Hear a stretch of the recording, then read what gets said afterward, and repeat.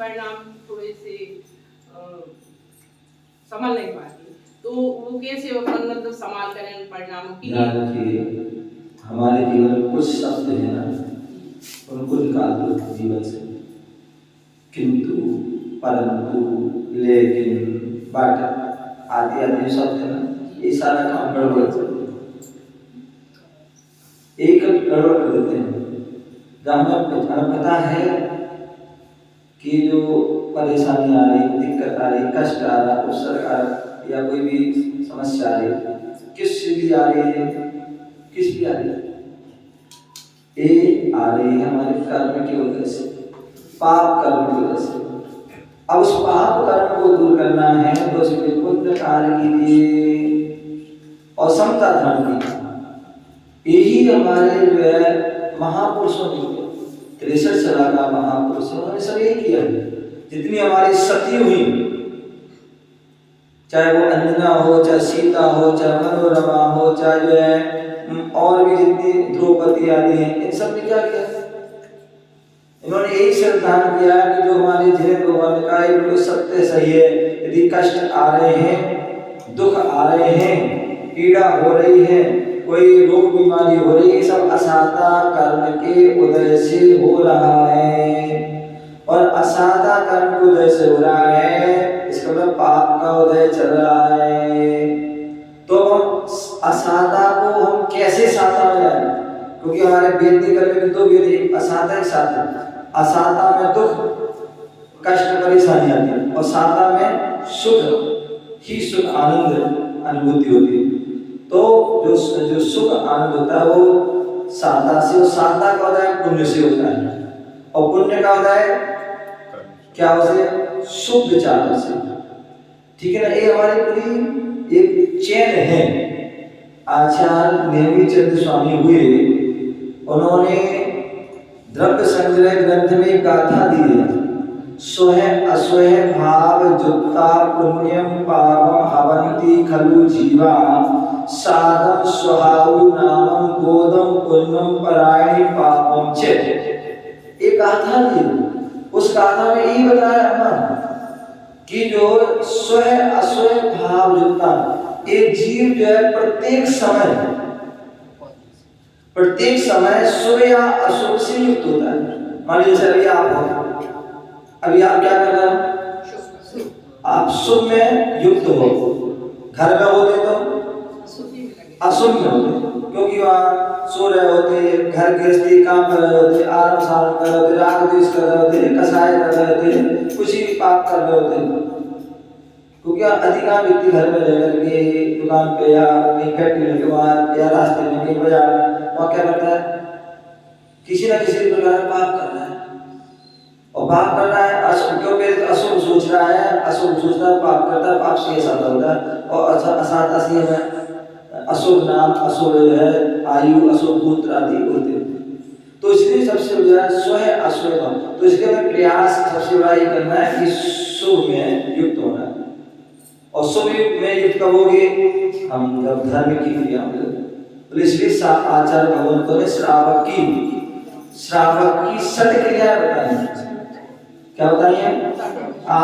श्रावक की सठ क्रिया बताई। आप उन सठ क्रिया, सठ कर्तव्य को करिए, और सठ कर्तव्य को करते हो तो आप शुभ में लगे हो, और शुभ में लोग से पुण्य कार्य, पुण्य से साता कर देगा, और साता से आपको शुभ नाम, शुभ गोत्र मिलेगा, अच्छा सब होगा। तो यही आप कीजिए कि आप जो है जो दिन भर में 24 घंटे होते हैं, उन 24 घंटे का हिसाब लगाइए। आप परसों का 1 तारीख को बोलेगा क्या? अपने जीवन प्रत्येक दिन का, प्रत्येक समय का हिसाब किताब लगाइए कि हमारा प्रत्येक समय निकलना है वो शुभ में निकलना कि अशुभ में निकलना। हम किस परिणाम से युक्त हैं? जिस परिणाम से युक्त होगे वैसा ही आपको उसका पुण्य पाप जुड़ेगा, और पुण्य पाप जुड़ेगा तो वैसे ही आपको जो है साता असाता का उदय होगा, साता असाता सुख दुख का होगा। ठीक है ना? दूसरी बात हम स्वाध्याय, सटकर्तव्य स्वाध्याय आ गया, स्वाध्याय करें, और खास तौर से प्रथमानियों पे ज्यादा स्वाध्याय करो। क्योंकि वर्तमान युग में 63 का महापुरुषों का वर्णन है, महासतियों का वर्णन है, समझ गया। अथवा आराधना कथा कुछ ग्रंथ है, छोटी छोटी कहानियों के माध्यम से उन्होंने सभी को चरित्र बताए हैं, उनको पढ़ें। और उनको पढ़ना ही केवल पढ़ करके पढ़ नहीं आना है, नहीं तो पढ़ करके सो जाओ तो आगे पाठ पीछे सवाल पढ़ करके उनका चिंतन करो। क्या करो?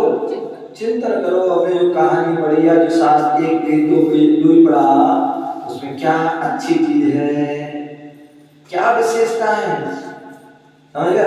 तो उस विशेषताओं को हमें धारण करना है, और जो दोष थे उन दोषों को दूर करना, ठीक है ना। ऐसा करोगे तो आपके अंदर जो है बड़ा सुखद अनुभूति होगी।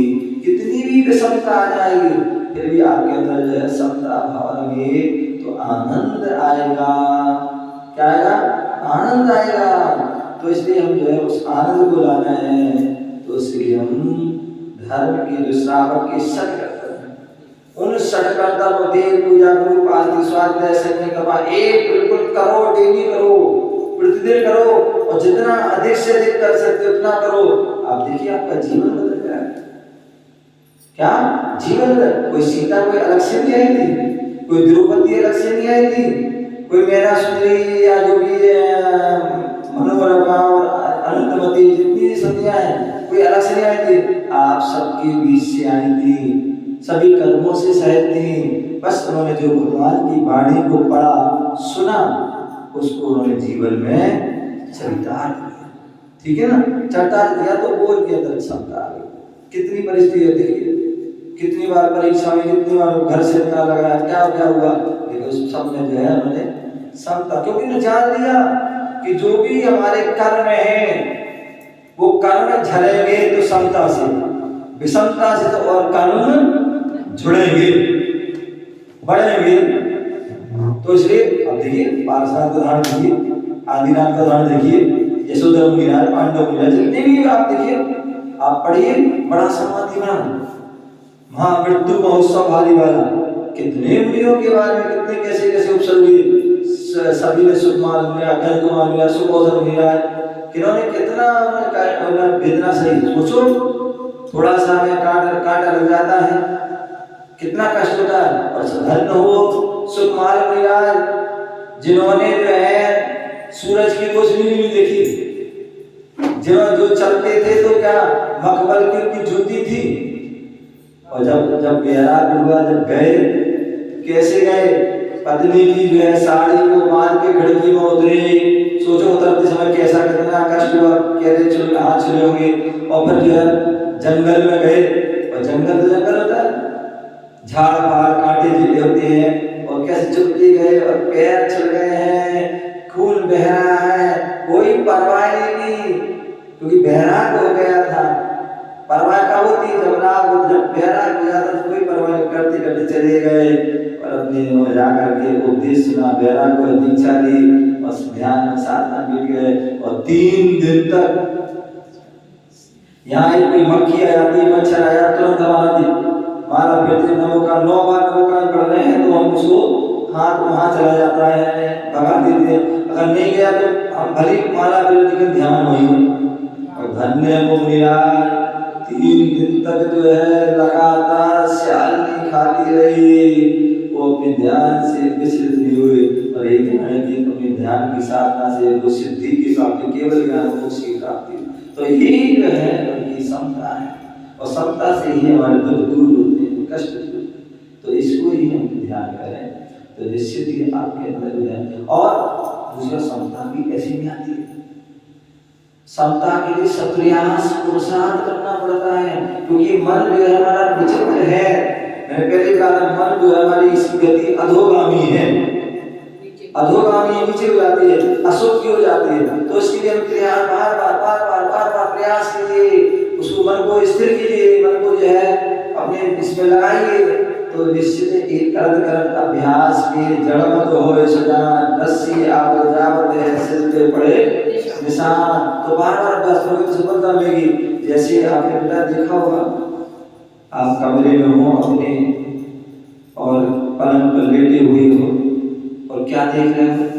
एक चींटी का झुंड है और दीवार पे चढ़ रहा है। देखा तो देख रहा उसको, दीवार पर चढ़ रहा है, कितनी बार गिरता है, 1 बार 2 बार 3 बार, लेकिन वो क्या होता है, प्रयास करता है। और वो जो है जो अपना काम नहीं छोड़ता, उसको प्रयास करना, उसको साथ में नहीं छोड़ता, और एक दिन वो अपने मुकाम तक जो है पहुंच जाता है। उसी प्रकार हमें भी कैसे क्षमता है, उसका प्रयास 1 बार 2 बार 3 बार प्रयास को साथ करते रहे, ठीक है ना। चाहे वो माला से हमारी क्षमता आए, चाहे भगवान के अभिषेक देखने से, चाहे भगवान के दर्शन करने से, चाहे पूजन से, चाहे जाप से, चाहे पाठ से, चाहे मुनियों को आहार देने से, चाहे मुनियों के चौकी आदि में जाने से, चाहे मुनियों के विहार में जाने से, या स्वाध्याय से, कुछ भी जिसमें भी आपकी क्षमता आए उसमें वो काम करना चाहिए। और जिसमें क्षमता नहीं आ रही है, आप मंदिर में गए हो, क्षमता आ गई है, या आप पूजा करते समय क्षमता आ गई है, या आहार लेते समय क्षमता आ गई है, तो वो हमारा प्रयोग के लिए हमारी व्यर्थ हो गई, समझे ना। तो एक जिसमें हमारी क्षमता हो वैसा वो काम करते रहिए और करते रहिए, तो उससे हमारे अंदर सहन शक्ति आएगी, और सहन शक्ति आएगी तो सारे जो है अपने आप परिणाम पड़ते हैं, ठीक है। ओम